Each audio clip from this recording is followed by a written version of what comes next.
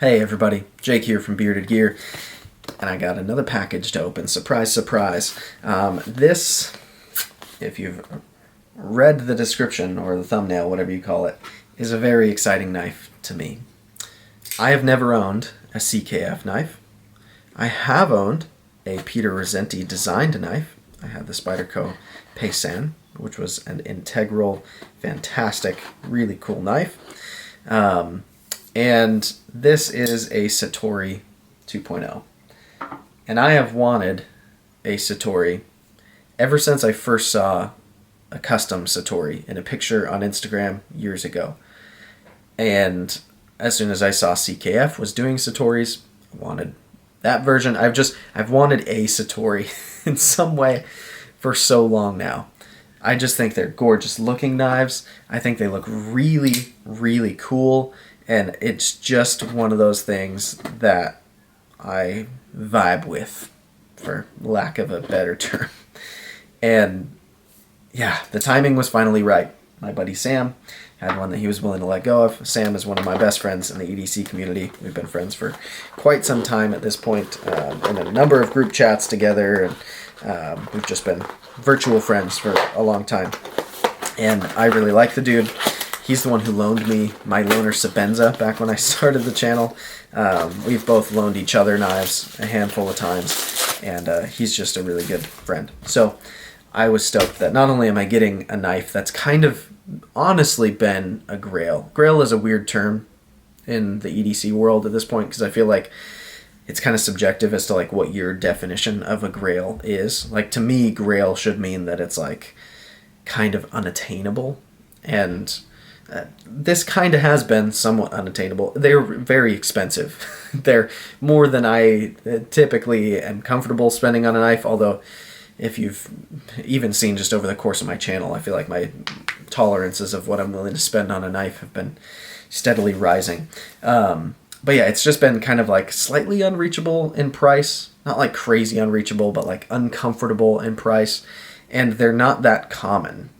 So having the amount of money that I would need to get one at the right time when one's available, it's been not that easy for me. And so it's taken me all this time to finally get one. Now, what's dangerous about this is, this is something I've talked about before, but expectations with knives can be a dangerous thing, because I have wanted this knife for so long, and I've had such this mental image of owning it that now I'm a little bit scared it's not going to live up to it, but I really, really hope that it does. It's got all the right things going for it. So this is my first CKF. Like I said, I've never owned anything from CKF. I've handled a couple of their knives in passing that other people have owned, but I haven't even like carried one or really experienced one. I've just kind of played with them a little bit. And I've never handled this design. And so I'm really excited. It comes in this nice pouch. It's a big Velcro pouch. I like that it kind of tacos open. It's very padded. And then in here we have a cleaning cloth. We have an extra pocket clip. That's kind of cool. I didn't realize it came with that. There's extra bearings, pivot, like full hardware set. That's crazy. Even a stainless steel lock interface with a detent. There's like everything in there. Focus. Come on. There's literally bearings, collars, hardware, everything in here. So apparently I could like replace anything that I need to. Maybe because it's from Russia, they don't want to deal with people like asking for that stuff, so they just bake it into the knife. Interesting. Oh, it's a different color. No, never mind. I'm crazy. I thought that the clip that's on it wasn't black. There's also a little CKF patch in there. So there's a bunch of goodies in this pouch. And then in here, we have a CKF sticker. Come on. I don't know why it's having such a hard time focusing. Are you serious right now? There we go. CKF sticker. And then we have the kind of owner card. So Satori 2.0, designer Peter Rassenti, blade steel M390, handle integral titanium, hashtag CKF Satori, that's funny. And then It says this one is number 573, and it's from 2020, and it's even signed. So it does have a 1-year warranty, looks like it says. Interesting. Okay, so ownership card as well. Make sure I don't lose any of that stuff. And now the only thing left in here is the knife itself, and it is gorgeous. So this is the little guy. There's a larger version of this knife, and then there's also the Snafu, which is a different Rassenti design, but CKF makes as well. It's not like only CKF makes it. These are all versions of his customs, but it is an integral.